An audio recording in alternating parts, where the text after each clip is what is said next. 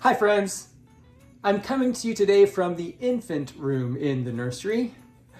Last week I mentioned that Christmas time is not only a time to remember the birth of Jesus, but also to think about our rebirth or new birth in Him.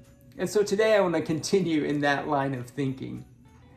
A couple of weeks ago, I asked the children during children's moments in worship how they thought Mary showed love to baby Jesus. And we came up with quite a few good answers. She hugged him when he was crying, she rocked him to sleep, she made clothes for him, she played with him, and of course, she fed him. When a baby is born, he or she needs to be nourished in order to grow and in order to learn how to live as part of a family. The same is true for people who are reborn in Jesus. The first part of our rebirth is an awakening or a reawakening to an awareness and acceptance of God's grace. That is, God's unlimited, unmerited, unconditional love shown perfectly in Jesus. Next, we need to be nourished by the teaching and example of Jesus through reading and studying the scripture in community, praying, and worshiping. As we continue to feed and nourish our faith, it grows and matures, resulting in outward behavior that more and more reflects the image of Christ.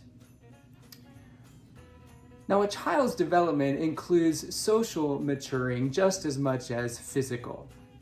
A child has to learn how to relate to parents and neighbors and strangers and siblings and peers in order to be healthy and well-adjusted. Just as a child's maturing involves learning how to relate positively and effectively with others, so our spiritual maturity includes not only learning, but also choosing to act in ways that are consistent with the attitude of Jesus and in ways that build up and unify the community of faith.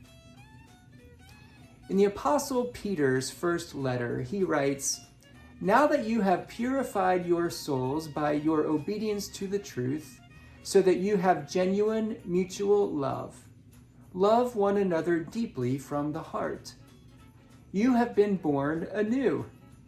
Rid yourselves, therefore, of all malice and all guile, insincerity, envy, and all slander. Like newborn infants, long for the pure spiritual milk, so that by it you may grow into salvation." Now, in other places in the scripture, like 1 Corinthians and Hebrews, the metaphor of milk is used to indicate immaturity in faith. But here, Peter uses the metaphor in a positive way, saying that milk is essential in order to mature and grow into salvation. And of course, the milk that he's talking about is a relationship with Jesus. So just as a newborn baby requires milk to be nourished sufficiently and to grow properly, a newborn, reborn, born-again Christian requires a vital relationship with Jesus, spiritual milk that tastes of the goodness of God in order to mature in faith and to grow in discipleship. In our house, the very last thing that we do on Christmas Eve before going to bed is set out cookies and milk, chocolate milk, for Santa Claus. Not only does that bring back memories of my son's childhood and my childhood, but also it reminds me to be grateful. Grateful for the spiritual milk of a relationship with Jesus and the sweetness of His love. Thanks for listening. I'll see you again next week.